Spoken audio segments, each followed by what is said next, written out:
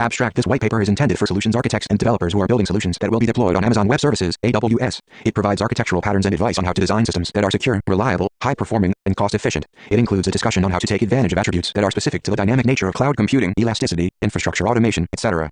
In addition, this white paper also covers general patterns, explaining how these are evolving and how they are applied in the context of cloud computing. Introduction. Migrating applications to AWS, even without significant changes, an approach known as lift and shift, provides organizations the benefits of a secured and cost-efficient infrastructure. However, to make the most of the elasticity and agility possible with cloud computing, engineers will have to evolve their architectures to take advantage of the AWS capabilities. For new applications, AWS customers have been discovering cloud-specific IT architecture patterns, driving even more efficiency and scalability. Those new architectures can support anything from real-time analytics of internet-scale data to applications with unpredictable traffic from thousands of connected Internet of Things, IoT, or mobile devices. This paper will highlight the principles to consider whether you are migrating existing applications to AWS or designing new applications for the cloud. This white paper assumes basic understanding of the AWS services and solutions. If you are new to AWS, please first see the About AWS web page 1. Page 4 of 42. Amazon Web Services. Architecting for the cloud. AWS Best Practices. February 2016. The Cloud Computing Difference. This section reviews how cloud computing differs from a traditional environment and why those new best practices have emerged. IT assets become programmable resources in a non-cloud environment. You would have to provision capacity based on a guess of a theoretical maximum peak. This can result in periods where expensive resources are idle or occasions of insufficient capacity. With cloud computing, you can access as much or as little as you need and dynamically scale to meet actual demand while only paying for what you use. On AWS, servers, databases, storage, and higher-level application components can be instantiated within seconds. You can treat these as temporary, undisposable resources, free from the inflexibility and constraints of a fixed and finite IT infrastructure. This resets the way you approach change management, testing, reliability, and capacity planning. Global, available, and unlimited capacity. Using the global infrastructure of AWS, you can deploy your application to the AWS region 2 that best meets your requirements, e.g., proximity to your end users, compliance, or data residency constraints, cost, etc. For global applications, you can reduce latency to end users around the world by using the Amazon Cloud Front Content Delivery Network. It is also much easier to operate production applications and databases across multiple data centers to achieve high availability and fault tolerance. Together with the virtually unlimited on-demand capacity that is available to AWS customers, you can think differently about how to enable future expansion by your IT architecture. Higher-level managed services. Apart from the compute resources of Amazon Elastic Compute Cloud, Amazon EC2, AWS customers also have access to a broad set of storage, database, analytics, application, and deployment services. Because these services are instantly available to developers, they reduce dependency on in-house specialized skills and allow organizations to deliver new solutions faster. These services are managed by AWS, which can lower operational complexity and cost. AWS page 5 of 42. Amazon Web Services. Architecting for the cloud. AWS Best Practices. February 2016. Managed services are designed for scalability and high availability so they can reduce risk for your implementations. Security. Built in on traditional IT infrastructure, security auditing would often be a periodic and manual process. The AWS cloud instead provides governance capabilities that enable continuous monitoring of configuration changes to your IT resources. Since AWS assets are programmable resources, your security policy can be formalized and embedded with the design of your infrastructure. With the ability to spin up temporary environments, security testing can now become part of your continuous delivery pipeline. Finally, solutions architects can leverage a plethora of native AWS security and encryption features that can help achieve higher levels of data protection and compliance. Design principles. In this section, we provide design patterns and architectural options that can be applied in a wide variety of use cases. Scalability. Systems that are expected to grow over time need to be built on top of a scalable architecture. Such an architecture can support growth in users, traffic, or data size with no drop in performance. It should provide that scale in a linear manner where adding extra resources results in at least a proportional increase in ability to serve additional load. Growth should introduce economies of scale, and cost should follow the same dimension that generates business value out of that system. While cloud computing provides virtually unlimited on-demand capacity, your design needs to be able to take advantage of those resources seamlessly. There are generally two ways to scale an IT architecture: vertically and horizontally. Scaling vertically takes place through an increase in the specifications of an individual resource, e.g., upgrading a server with a larger hard drive or a faster CPU. On Amazon EC2, this can easily be achieved by stopping an instance and resizing it to an instance type that has more RAM, CPU, I/O, or networking capabilities. This way of scaling can eventually hit a limit, and it is not always a page 6 of 42. Amazon Web Services. Architecting for the cloud. AWS Best Practices. February 2016. Cost-efficient or highly available approach. However, it is very easy to implement and can be sufficient for many use cases, especially in the short term. Scaling horizontally takes place through an increase in the number of resources, e.g., adding more hard drives to a storage array or adding more servers to support an application. This is a great way to build internet-scale applications that leverage the elasticity of cloud computing. Not all architectures are designed to distribute their workload to multiple resources, so let's examine some of the possible scenarios. Stateless applications. When users or services interact with an application, they will often perform a series of interactions that form a session. A stateless application is an application that needs no knowledge of previous interactions and stores no session information. Such an example could be an application that, given the same input, provides the same response to any end user. A stateless application can scale horizontally since any request can be serviced by any of the available compute resources, e.g., EC2 instances, AWS Lambda functions. With no session data to be shared, you can simply add more compute resources as needed. When that capacity is no longer required, any individual resource can be safely terminated after running tasks have been drained. Those resources do not need to be aware of the presence of their peers. All that is required is a way to distribute the workload to them. How to distribute load to multiple nodes. Push model. A popular way to distribute the workload is through the use of a load balancing solution like the Elastic Load Balancing (ELB) service. Elastic Load Balancing routes incoming application requests across multiple EC2 instances. An alternative approach would be to implement a DNS round robin, e.g., with Amazon Route 53. In this case, DNS responses return an IP address from a list of valid hosts in a round robin fashion. While easy to implement, this approach does not always work well with the elasticity of cloud computing. This is because even if you can set load time to live (TTL) values for your DNS records, caching DNS resolvers are outside the control of Amazon Route 53 and might not always respect your settings. Pull model. Asynchronous event-driven workloads do not require a load balancing solution because you can implement a pull model instead. In a pull model, tasks that need to be performed or data that needs to be processed. Page 7 of 42. Amazon Web Services, architecting for the cloud. AWS best practices February 2016 could be stored as messages in a queue using Amazon Simple Queue Service, Amazon SQS, or as a streaming data solution like Amazon Kinesis. Multiple compute nodes can then pull and consume those messages, processing them in a distributed fashion. Stateless components in practice. Most applications need to maintain some kind of state information. For example, web applications need to track whether a user is signed in, or else they might present personalized content based on previous actions. An automated multi-step process will also need to track previous activity to decide what its next action should be. You can still make a portion of these architectures stateless by not storing anything in the local file system that needs to persist for more than a single request. For example, web applications can use HTTP cookies to store information about a session at the client's browser, e.g., items in the shopping cart. The browser passes that information back to the server at each subsequent request so that the application does not need to store it. However, there are two drawbacks with this approach. First, the content of the HTTP cookies can be tampered with at the client side, so you should always treat them as untrusted data that needs to be validated. Second, HTTP cookies are transmitted with every request, which means that you should keep their size to a minimum to avoid unnecessary latency. Consider only storing unique session identifier in HTTP cookie and storing more detailed user session information server side. Most programming platforms provide a native session management mechanism that works this way. However, this is often stored on the local file system by default. This would result in a stateful architecture. A common solution to this problem is to store user session information in a database. Amazon DynamoDB is a great choice due to its scalability, high availability, and durability characteristics. For many platforms, there are open source drop-in replacement libraries that allow you to store native sessions in Amazon DynamoDB 3. Other scenarios require storage of larger files, e.g., user uploads, interim results of batch processes, etc. By placing those files in a shared storage layer like Amazon S3 or Amazon Elastic File System, Amazon EFS, you can avoid the introduction of stateful components. Another example is that of a complex multi-step workflow where you need to track the current state of each execution. Page 8 of 42. Amazon Web Services, architecting for the cloud. AWS best practices February 2016. Amazon Simple Workflow Service, Amazon SWF, can be utilized to centrally store execution history and make these workloads stateless. Stateful components. Inevitably, there will be layers of your architecture that you won't turn into stateless components. First, by definition, databases are stateful. They will be covered separately in the databases section. In addition, many legacy applications were designed to run on a single server by relying on local compute resources. Other use cases might require client devices to maintain a connection to a specific server for prolonged periods of time. For example, real-time multiplayer gaming must offer multiple players a consistent view of the game world with very low latency. This is much simpler to achieve in a non-distributed implementation where participants are connected to the same server. You might still be able to scale those components horizontally by distributing load to multiple nodes with session affinity. In this model, you bind all the transactions of a session to a specific compute resource. You should be aware of the limitations of this model. Existing sessions do not directly benefit from the introduction of newly launched compute nodes. More importantly, session affinity cannot be guaranteed. For example, when a node is terminated or becomes unavailable, users bound to it will be disconnected and experience a loss of session-specific data, e.g., anything that is not stored in a shared resource like S3, EFS, a database, etc. How to implement session affinity for HTTPS traffic. Session affinity can be achieved through the sticky sessions feature of ELB4. Elastic load balancing will attempt to use the same server for that user for the duration of the session. Another option, if you control the code that runs on the client, is to use client-side load balancing. This adds extra complexity but can be useful in scenarios where load balancer does not meet your requirements. For example, you might be using a protocol not supported by ELB, or you might need full control on how users are assigned to servers, e.g., in a gaming scenario you might need to make sure game participants are matched and connect to the same server. In this model, the clients need a way of discovering valid server endpoints to directly connect to. You can use DNS for that, or you can build a simple discovery API to provide that information to the software running on the client. In the absence of a load balancer, the health checking mechanism will also need to be implemented on the client side. You should design your page 9 of 42. Amazon Web Services, architecting for the cloud. AWS best practices February 2016. Page 10 of 42. Client logic so that when server unavailability is detected, devices reconnect to another server with little disruption for the application. Distributed processing use cases that involve processing of very large amounts of data, e.g., anything that can't be handled by a single compute resource in a timely manner, require a distributed processing approach. By dividing a task and its data into many small fragments of work, you can execute each of them in any of a larger set of available compute resources. How to implement distributed processing. Offline batch jobs can be horizontally scaled by using a distributed data processing engine like Apache Hadoop. On AWS, you can use the Amazon Elastic MapReduce, Amazon ENR service to run Hadoop workloads on top of a fleet of EC2 instances without the operational complexity. For real-time processing of streaming data, Amazon Kinesis partitions data in multiple shards that can then be consumed by multiple Amazon EC2 or AWS Lambda resources to achieve scalability. For more information on these types of workloads, you can refer to the Big Data Analytics options on AWS, WhitePaper 5. Disposable resources. Instead of fixed servers in a traditional infrastructure environment, you have to work with fixed resources due to the upfront cost and lead time of introducing new hardware. This would drive practices like manually logging into servers to configure software or fix issues, hard coding IP addresses, running tests or processing jobs sequentially, etc. When designing for AWS, you have the opportunity to reset that mindset so that you take advantage of the dynamically provisioned nature of cloud computing.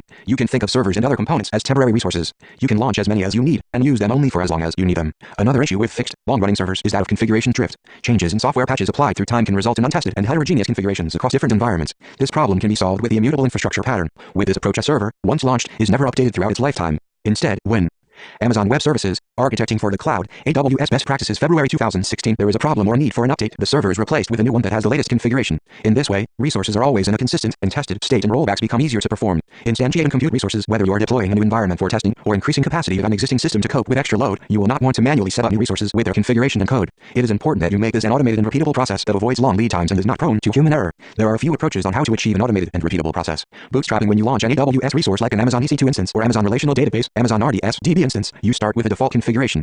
You can then execute automated bootstrapping actions. That is, scripts that install software or copy data to bring that resource to a particular state. You can parameterize configuration details that vary between different environments, e.g., production, test, etc., so that the same scripts can be reused without modifications. Bootstrapping in practice, you can use user data scripts in Cloud Init 6 directives or AWS OpsWorks Lifecycle Events 7 to automatically set up new EC2 instances. You can use simple scripts, configuration management tools like Chef or Puppet. AWS OpsWorks natively supports Chef recipes or Bash PowerShell scripts. In addition, through custom scripts on the AWS APIs, or through the use of AWS CloudFormation support for AWS Lambda-backed custom resources 8, it is possible to write provisioning logic that acts on almost any AWS resource. Golden images certain AWS resource types like Amazon EC2 instances, Amazon RDS-DB instances, Amazon Elastic Block Store, Amazon EBS volumes, etc. can be launched from a golden image, a snapshot of a particular state of that resource. When compared to the bootstrapping approach, a golden image results in faster start times and removes dependencies to configuration services or third-party repositories. This is important in auto-scale environments where you want to be page 11 of 42. Amazon Web Services, Architecting for the Cloud, AWS Best Practices February 2016. Able to quickly and reliably launch additional resources as a response to demand changes. You can customize an Amazon EC2 instance and then save its configuration by creating an Amazon Machine Image, AMI 9. You can launch as many instances from the AMI as you need, and they will all include those customizations that you've made. Each time you want to change your configuration, you will need to create a new golden image, so you will need to have a version and convention to manage your golden images over time. We recommend that you use a script to bootstrap the EC2 instances that you use to create your AMIs. This will give you a flexible way to test and modify those images through time.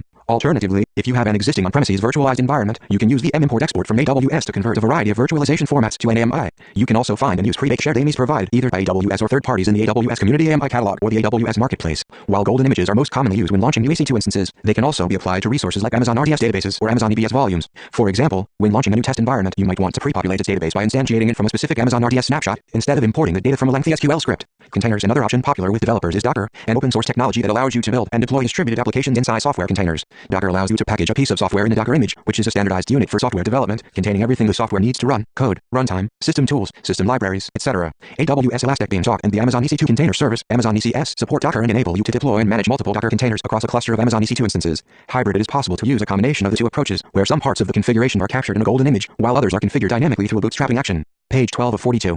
Amazon Web Services, Architecting for the Cloud, AWS Best Practices February 2016. The line between bootstrapping and golden image items that do not change often or that introduce external dependencies will typically be part of your golden image. For example, your web server software that would otherwise have to be downloaded by a third-party repository each time you launch an instance is a good candidate. Items that change often or differ between your various environments can be set up dynamically through bootstrapping actions. For example, if you are deploying new versions of your application frequently, creating a new AMI for each application version might be impractical. You would also not want to hard-code the database hostname configuration to your AMI because that would be different between the test and production environments. User data or tags can be used to allow you to use more generic AMIs that can be modified at launch time. For example, if you run web servers for various small businesses, they can all use the same AMI and retrieve their content from an Amazon S3 bucket location you specify in the user data at launch. AWS Elastic Beanstalk follows a hybrid model. It provides pre-configured runtime environments, each initiated from its own AMI 10, but allows you to run bootstrap actions through configuration files called .ebxtensionsio and s11 and configure environmental variables to parameterize the environment differences. For a more detailed discussion of the different ways you can manage deployments of new resources, please refer to the overview of deployment options on AWS and managing your AWS infrastructure at scale white papers. Infrastructure as code. The application of the principles we have discussed does not have to be limited to the individual resource level.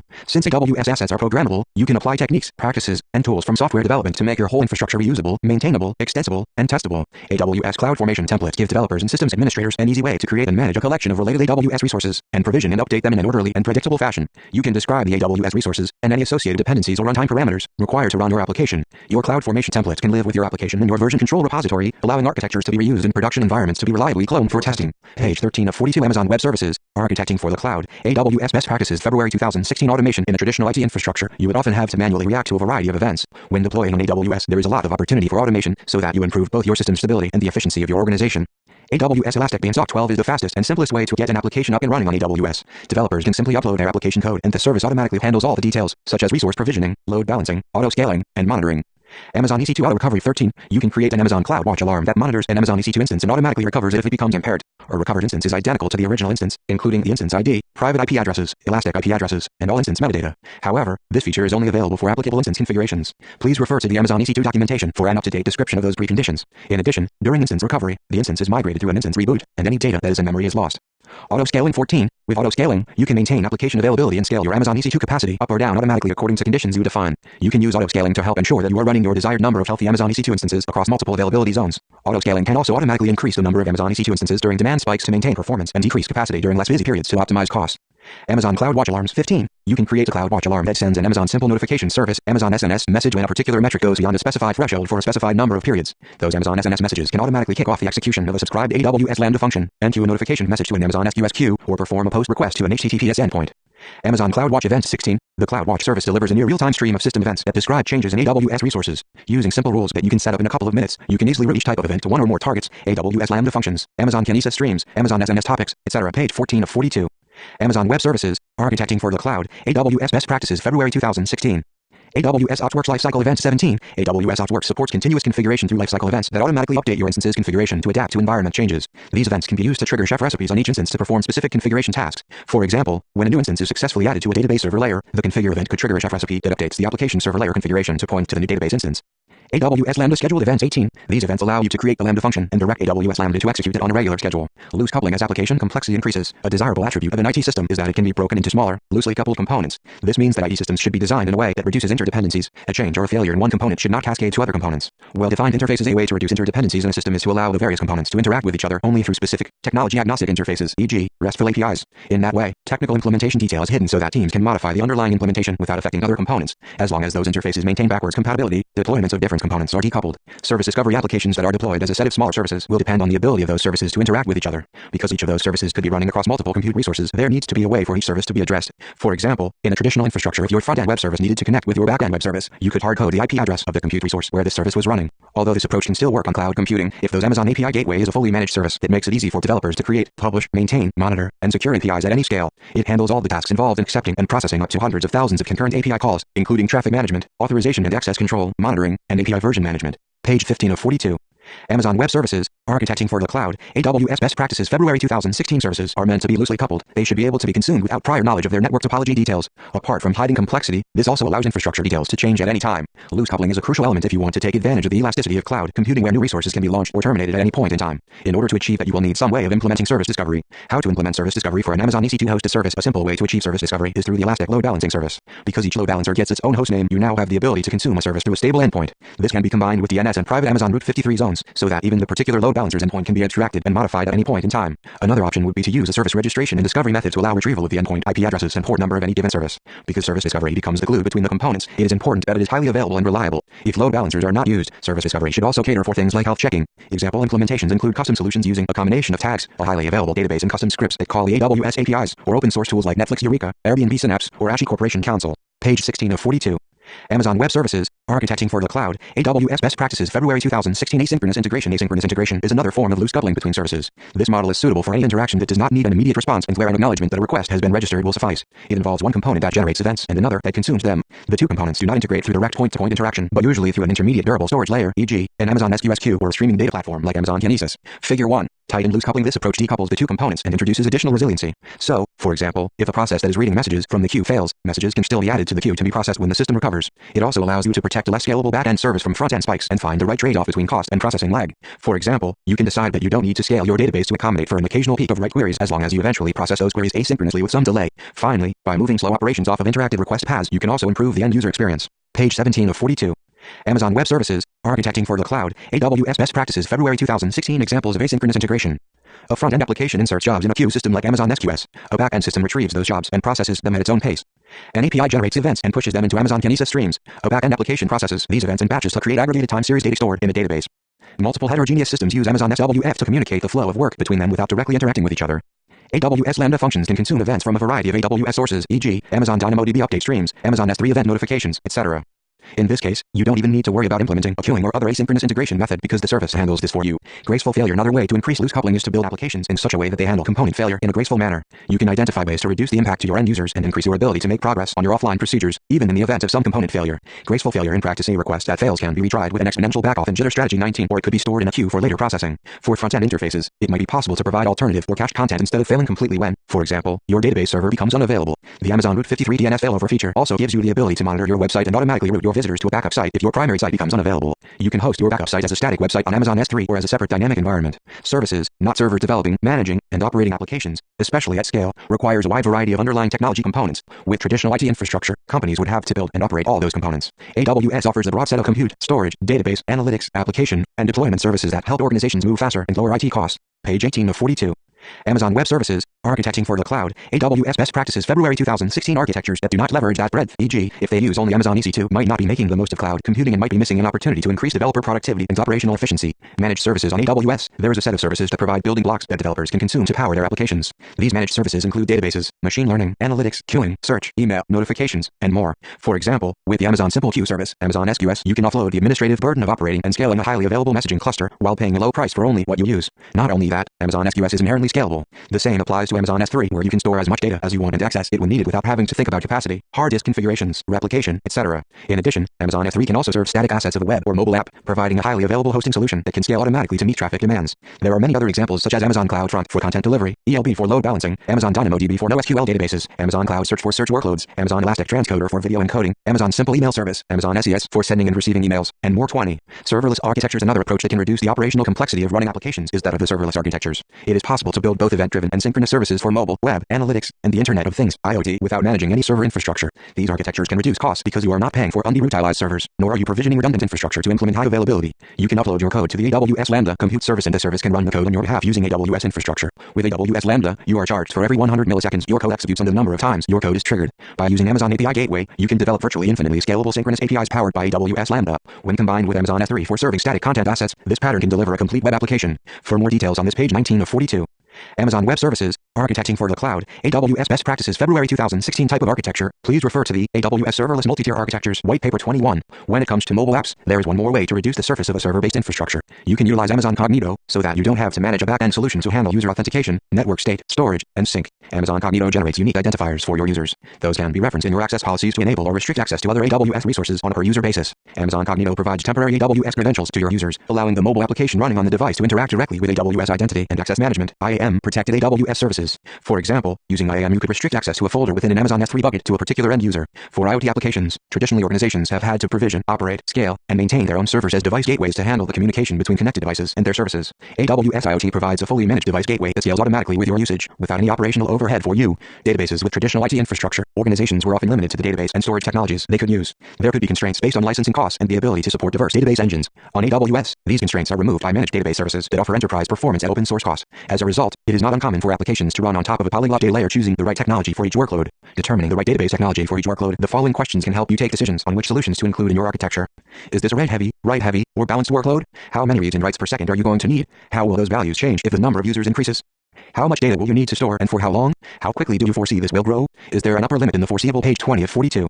Amazon Web Services, Architecting for the Cloud, AWS Best Practices, February 2016. Future. What is the size of each object? Average, min, max. How are these objects going to be accessed?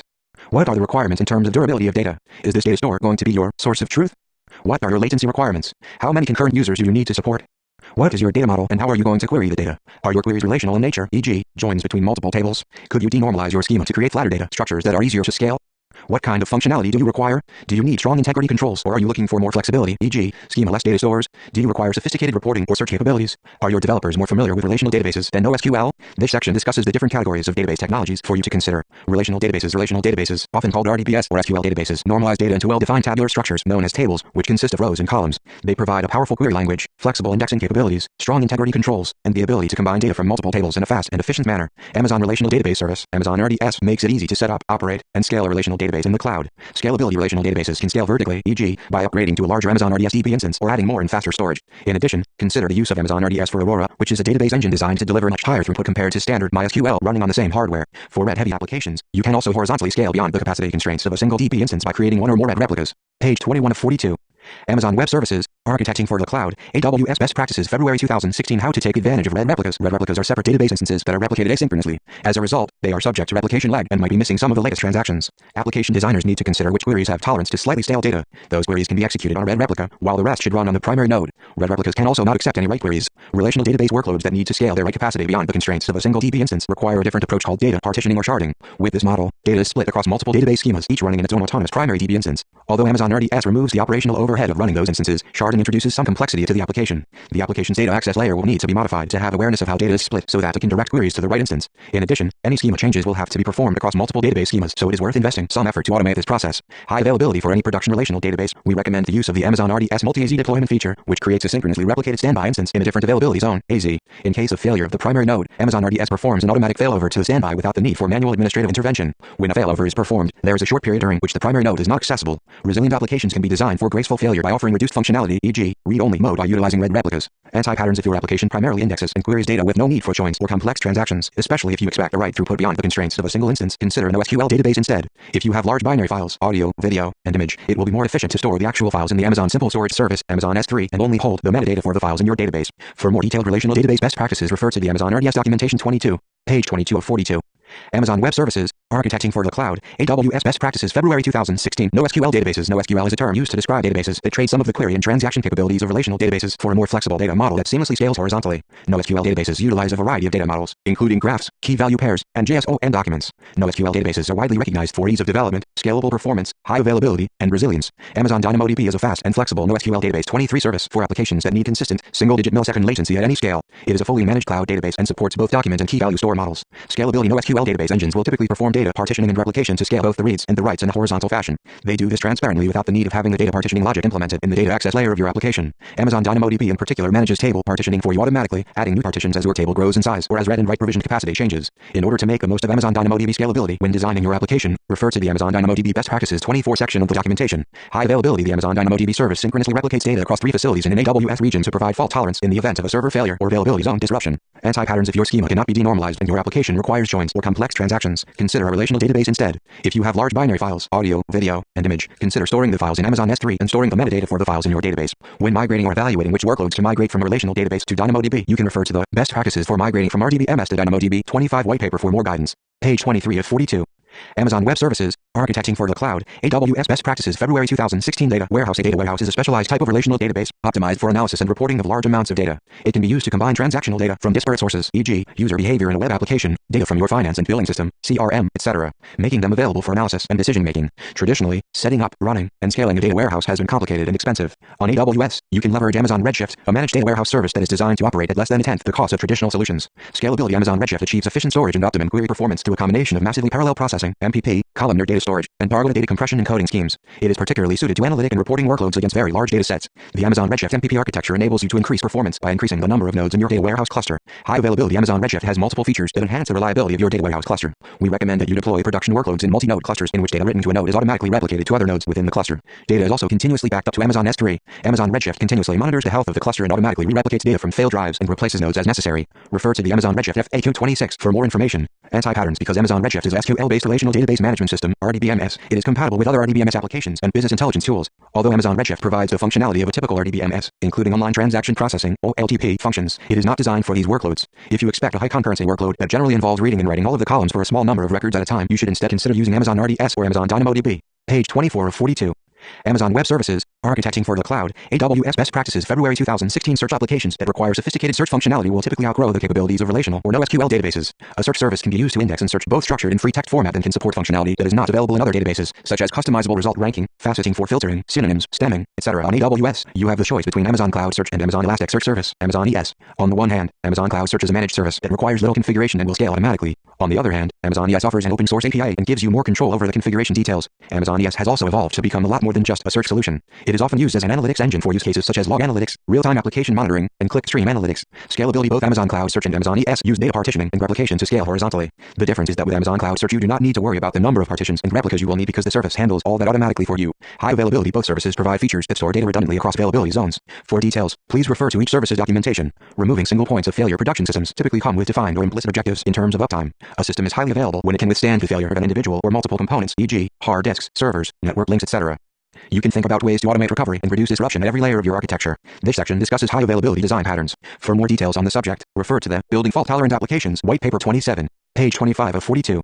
Amazon Web Services, Architecting for the Cloud, AWS Best Practices, February 2016. Introducing redundancy. Single points of failure can be removed by introducing redundancy, which is having multiple resources for the same task. Redundancy can be implemented in either standby or active mode. In standby redundancy, when your resource fails, functionality is recovered on a secondary resource using a process called failover. The failover will typically require some time before it completes, and during that period a resource remains unavailable. The secondary resource can either be launched automatically only when needed to reduce cost, or it can be already running idle to accelerate failover and minimize disruption. Standby redundancy is often used for stateful components such as relational databases. In active redundancy, requests are distributed to multiple redundant components compute resources, and when one of them fails, the rest can simply absorb a larger share of the workload. Compared to standby redundancy, it can achieve better utilization and affect a smaller population when there is a failure. Detect failure. You should aim to build as much automation as possible in both detecting and reacting to failure. You can use services like ELB and Amazon Route 53 to configure health checks and mask failure by routing traffic to healthy endpoints. In addition, auto-scaling can be configured to automatically replace unhealthy nodes. You can also replace unhealthy nodes using the Amazon EC2 Auto Recovery 28 feature or services such as AWS OpsWorks and AWS Elastic Beanstalk. It won't be possible to predict every possible failure scenario on day one. Make sure you collect enough logs and metrics to understand normal system behavior. After you understand that, you will be able to set up alarms for manual intervention or automated response. Designing good health checks. Configuring the right health checks for your application will determine your ability to respond correctly and promptly to a variety of failure scenarios. Specifying the wrong health check can actually reduce your application's availability. In a typical 3-tier application, you configure health checks on the Elastic Load Balancing service. Design your health checks with the objective of reliably assessing the health of the backend nodes. A simple TCP health. Page 26 of 42. Amazon Web Services, Architecting for the Cloud, AWS Best Practices February 2016 check would not detect the scenario where the instance itself is healthy, but the web server process has crashed. Instead, you should assess whether the web server can return a HTTP 200 response for some simple request. At this layer, it might not be a good idea to configure what is called a deep health check, which is a test that depends on other layers of your application to be successful. This could result in false positives. For example, if your health check also assesses whether the instance can connect to a backend database, you risk marking all of your web servers as unhealthy when that database node becomes shortly unavailable. A layered approach is often the best. A deep health check might be appropriate to implement at the Amazon Route 53 level. By running a more holistic check that determines if that environment is able to actually provide the required functionality, you can configure Amazon Route 53 to fail over to a static version of your website until your database is up and running again. Durable data storage. Your application and your users will create and maintain a variety of data. It is crucial that your architecture protects both data availability and integrity. Data replication is the technique that introduces redundant copies of data. It can help horizontally scale read capacity, but it also increases data durability and availability. Replication can take place in a few different modes. Synchronous replication only acknowledges a transaction after it has been durably stored in both the primary location and its replicas. It is ideal for protecting the integrity of data from the event of a failure of the primary node. Synchronous replication can also scale read capacity for queries that require the most up-to-date data. Strong consistency. The drawback of synchronous replication is that the primary node is coupled to the replicas. A transaction can't be acknowledged before all replicas have performed the write. This can compromise performance and availability, especially in topologies that run across unreliable or high-latency network connections. For the same reason, it is not recommended to maintain many synchronous replicas. Durability. No replacement for backups regardless of the durability of your solution. This is no replacement for backups. Synchronous replication will redundantly store all updates to your data, even those that are results of software bugs or human error. However, particularly for objects stored on Amazon S3, you can use versioning 29 to preserve, retrieve, and restore any of their versions. With versioning, you can recover from both unintended user actions and application failures. Page 27 of 42. Asynchronous replication decouples the primary node from its replicas at the expense of introducing replication lag. This means that changes performed on the primary node are not immediately reflected on its replicas. Asynchronous replicas are used to horizontally scale the system's read capacity for queries that can tolerate that replication lag. It can also be used to increase data durability when some loss of recent transactions can be tolerated during a failover. For example, you can maintain an asynchronous replica of a database in a separate AWS region as a disaster recovery solution. Quorum-based replication combines synchronous and asynchronous replication to overcome the challenges of large-scale distributed database systems. Replication to multiple nodes can be managed by defining a minimum number of nodes that must participate in a successful write operation. A detailed discussion of distributed data stores is beyond the scope of this document. You can refer to the Amazon Dynamo WhitePaper 30 to learn more about a core set of principles that can result in an ultra-scalable and highly reliable database system. Data durability in practice. It is important to understand where each technology you are using fits in these data storage models. Their behavior during various failover or backup restore scenarios should align to your recovery point objective, RPO, and your recovery time objective, RTO. You need to ascertain how much data you would expect to lose and how quickly you would be able to resume operations. For example, the Redis engine for Amazon Elasticache supports replication with automatic failover, but the Redis engine's replication is asynchronous. During a failover, it is highly likely that some recent transactions would be lost. However, Amazon RDS, with its multi-AZ feature, is designed to provide synchronous replication to keep data on the standby node up to date with the primary.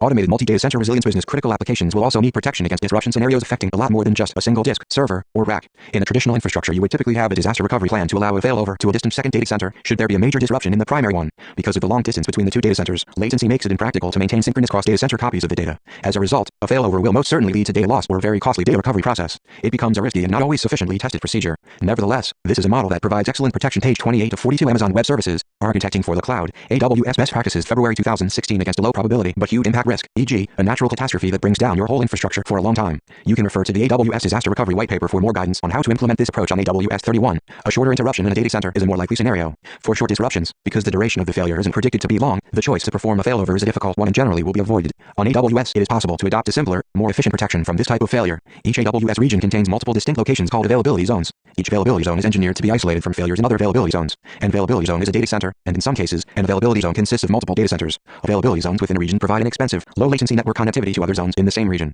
This allows you to replicate your data across data centers in a synchronous manner so that failover can be automated and be transparent for your users. It is also possible to implement active redundancy so that you don't pay for idle resources. For example, a fleet of application servers can be distributed across multiple availability zones and be attached to the Elastic Load Balancing Service, ELB. When the Amazon EC2 instances of a particular availability zone fail their health checks, ELB will stop sending traffic to those nodes. When combined with auto-scaling, The number of healthy nodes can automatically be rebalanced to the other availability zones with no manual intervention. In fact, many of the higher-level services on AWS are inherently designed according to the multi-AZ principle. For example, Amazon RDS provides high availability and automatic failover support for DB instances using multi-AZ deployments, while with Amazon S3 and Amazon DynamoDB, your data is redundantly stored across multiple facilities. Fault isolation and traditional horizontal scaling, though the active redundancy pattern is great for balancing traffic and handling instance or availability zone disruptions, it is not sufficient if there is something harmful about the requests themselves. For example, there could be scenarios where every instance is affected. If a particular request happens to trigger a bug that causes the system to fail over, then the caller may trigger a cascading failure by repeatedly trying the same request against all instances. Page 29 of 42.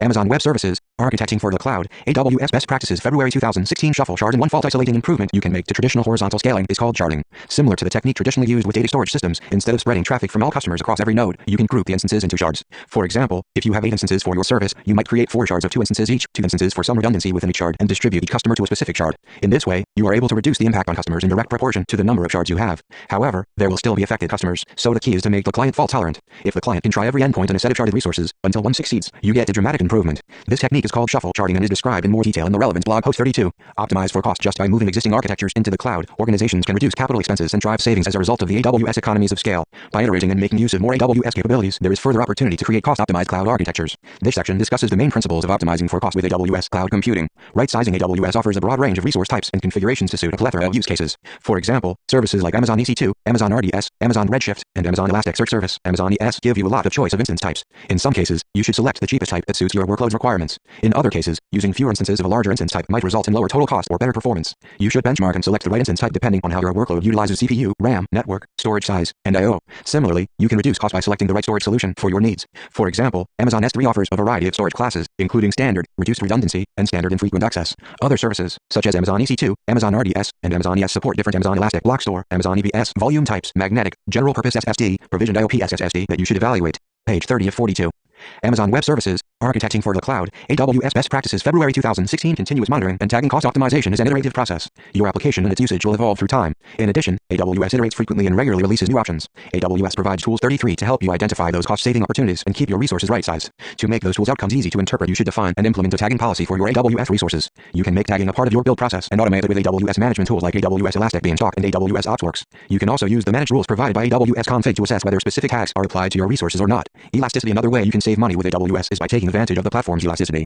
Plan to implement auto-scaling for as many Amazon EC2 workloads as possible so that you horizontally scale up when needed and scale down and automatically reduce your spend when you don't need all that capacity anymore. In addition, you can automate turning off non-production workloads when not in use. 34. Ultimately, consider which compute workloads you could implement on AWS Lambda so that you never pay for idle or redundant resources. Where possible, replace Amazon EC2 workloads with AWS managed services that either don't require you to take any capacity decisions, e.g., ELB, Amazon CloudFront, Amazon SQS, Amazon Kinesis Firehose, AWS Lambda, Amazon SES, Amazon Cloud Search, or enable you to easily modify capacity as and when need, e.g., Amazon DynamoDB, Amazon RDS, Amazon Elasticsearch Service. Take advantage of the variety of purchasing options. Amazon EC2 on-demand instance pricing gives you maximum flexibility with no long-term commitments. There are 2 more ways to pay for Amazon EC2 instances that can help you reduce spend: reserved instances and spot instances. Reserve capacity. Amazon EC2 reserved instances allow you to reserve Amazon EC2 computing capacity in exchange for a significantly discounted hourly rate compared to on-demand instance pricing. This is ideal for applications with predictable minimum capacity requirements. You can take advantage of tools like the AWS page 31 of 42. Amazon Web Services, Architecting for the Cloud, AWS Best Practices February 2016 Trusted Advisor or Amazon EC2 Usage Reports to identify the compute resources that you use most of the time that you should consider reserving. Depending on your reserved instance purchases, the discounts will be reflected in the monthly bill. Note that there is technically no difference between an on-demand EC2 instance and a reserved instance. The difference lies in the way you pay for instances that you reserve. Reserve capacity options exist for other services as well, e.g., Amazon Redshift, Amazon RDS, Amazon DynamoDB, and Amazon CloudFront. Spot instances for less steady workloads. You can consider the use of spot instances. Amazon EC2 spot instances allow you to bid on spare Amazon EC2 computing capacity. Since spot instances are often available at a discount compared to on-demand pricing, you can significantly reduce the cost of running your applications. Spot instances are ideal for workloads that have flexible start and end times. Your spot instance is launched when your bid exceeds the current spot market price and will continue run until you choose to terminate it or until the spot market price exceeds your bid. If the spot market price increases above your bid price, your instance will be terminated automatically and you will not be charged for the partial hour that your instance has run. As a result, spot instances are great for workloads that have tolerance to interruption. However, you can also use spot instances when you require more predictable availability. Bidding strategy. You are charged the spot market price, not your bid price, for as long as the spot instance runs. Your bidding strategy could be to bid much higher than that with the expectation that even if the market price occasionally spikes, you would still be saving a lot of cost in the long term. Mix with on-demand. Consider mixing reserved, on-demand, and spot instances to combine a predictable minimum capacity with opportunistic. Tip. You should not commit to reserved instance purchases before sufficiently benchmarking your application in production. After you have purchased reserved capacity, you can use the reserved instance utilization reports to ensure you are still making the most of your reserve capacity. Page 32 of 42.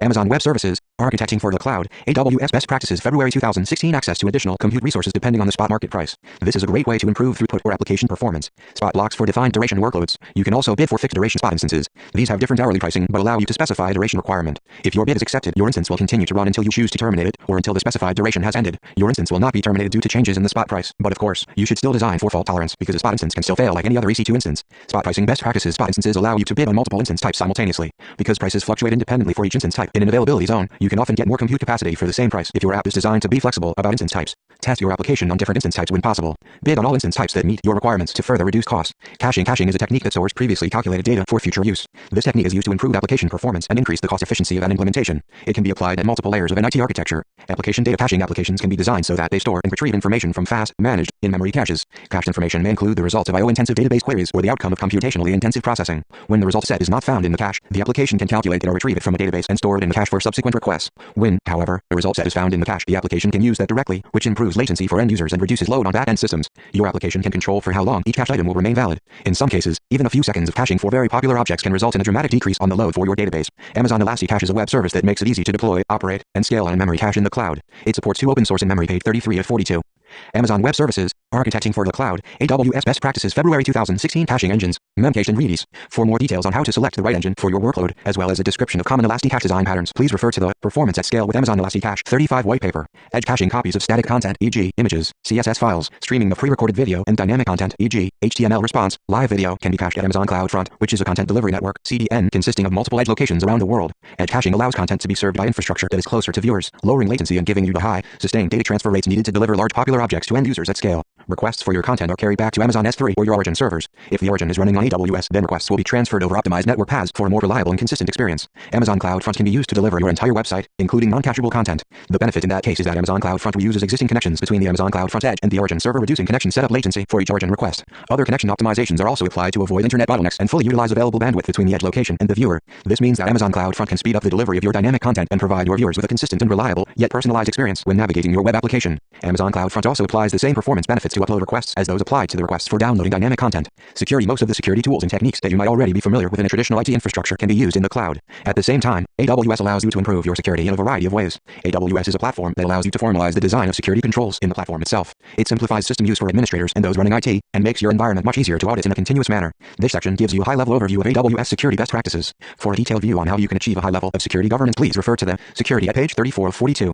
Amazon Web Services, Architecting for the Cloud, AWS Best Practices February 2016 Scale, Governance in AWS, 36 and the AWS Security Best Practices, 37 white papers. Utilize AWS features for defense in depth. AWS provides a wealth of features that can help architects build defense in depth. Starting at the network level, you can build a VPC topology that isolates parts of the infrastructure through the use of subnets, security groups, and routing controls. Services like AWS WAF, a web application firewall, can help protect your web applications from SQL injection and other vulnerabilities in your application code. For access control, you can use IAM to define a granular set of policies and assign them to users, groups, and AWS resources. Finally, the AWS platform offers a breadth of options for protecting data, whether it is in transit or at rest with encryption 38. An exhaustive list of all security features is beyond the scope of this document, but you can learn more by visiting the AWS Security, page 39. Offload security responsibility to AWS. AWS operates under a shared security responsibility model, where AWS is responsible for the security of the underlying cloud infrastructure and you are responsible for securing the workloads you deploy on AWS. This way, you can reduce the scope of your responsibility and focus on your core competencies through the use of AWS managed services. For example, when you use services such as Amazon RDS, Amazon Elasticache, Amazon Cloud Search, etc., security patches become the responsibility of AWS. This not only reduces operational overhead for your team, but it could also reduce your exposure to vulnerabilities.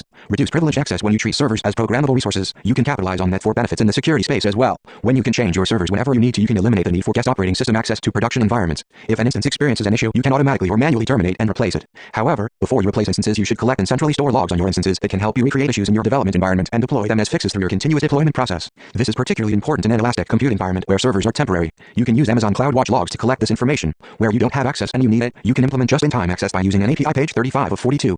Amazon Web Services, Architecting for the Cloud, AWS Best Practices February 2016 Action to open up the network for management only when necessary. You can integrate these requests for access with your ticketing system so that access requests are tracked and dynamically handled only after approval. Another common source of security risk is the use of service accounts. In a traditional environment, service accounts would often be assigned long-term credentials stored in a configuration file. On AWS, you can instead use IAM roles to grant permissions to applications running on Amazon EC2 instances through the use of short-term credentials. Those credentials are automatically distributed and rotated. For mobile applications, the use of Amazon Cognito allows client devices to get controlled access to AWS resources via temporary tokens. For AWS AWS Management Console users, you can similarly provide federated access through temporary tokens instead of creating IAM users in your AWS account. In that way, an employee who leaves your organization and is removed from your organization's identity directory will also lose access to your AWS account. Security as code. Traditional security frameworks, regulations, and organizational policies define security requirements related to things such as firewall rules, network access controls, internal-external subnets, and operating system hardening. You can implement these in an AWS environment as well, but you now have the opportunity to capture them all in a script that defines a golden environment. This means you can create an AWS CloudFormation script that captures your security policy and reliably deploys it. Security best practices can now be reused among multiple projects and become part of your continuous integration pipeline. You can perform security testing as part of your release cycle and automatically discover application gaps and drift from your security policy. Additionally, for greater control and security, AWS CloudFormation templates can be imported as products into AWS Service Catalog 40. This enables centralized management of resources to support consistent governance, security, and compliance requirements while enabling users to quickly deploy only the approved IT services they need. You apply IAM permissions to control who can view and modify your products, and you define constraints to restrict the ways that specific AWS resources can be deployed for a product. Page 36 of 42. Amazon Web Services, Architecting for the Cloud, AWS Best Practices February 2016 Real-time auditing testing and auditing your environment is key to moving fast while staying safe. Traditional approaches that involve periodic and often manual or sample-based checks are not sufficient, especially in agile environments where change is constant. On AWS, it is possible to implement continuous monitoring and automation of controls to minimize exposure to security risks. Services like AWS Config, Amazon Inspector, and AWS Trusted Advisor continually monitor for compliance or vulnerabilities, giving you a clear overview of which IT resources are in compliance and which are not. With AWS Config rules, you will also know if some component was out of compliance even for a brief period of time, making both point-in-time and period-in-time audits very effective. You can implement extensive logging for your applications using Amazon CloudWatch logs and for the actual AWS API calls by enabling AWS CloudTrail 41. AWS CloudTrail is a web service that records API calls to support AWS services in your AWS account and delivers a log file to your Amazon S3 bucket. Logs can then be stored in an immutable manner and automatically processed to either notify or even take action on your behalf, protecting your organization from non-compliance. You can use AWS Lambda, Amazon EMR, the Amazon Elasticsearch service, or third-party tools from the AWS Marketplace to scan logs to detect things like unused permissions, overuse of privileged accounts, usage of keys, anomalous logins, policy violations, and system abuse. Conclusion: this white paper provides guidance for designing architectures that make the most of the AWS platform by covering important principles and design patterns, from how to select the right database for your application to architecting applications that can scale horizontally and with high availability. As each use case is unique, you will have to evaluate how those can be applied to your implementation. The topic of cloud computing architectures is broad and continuously evolving. Going forward, you can stay updated through the wealth of material available on the AWS website and the training and certification offerings of AWS.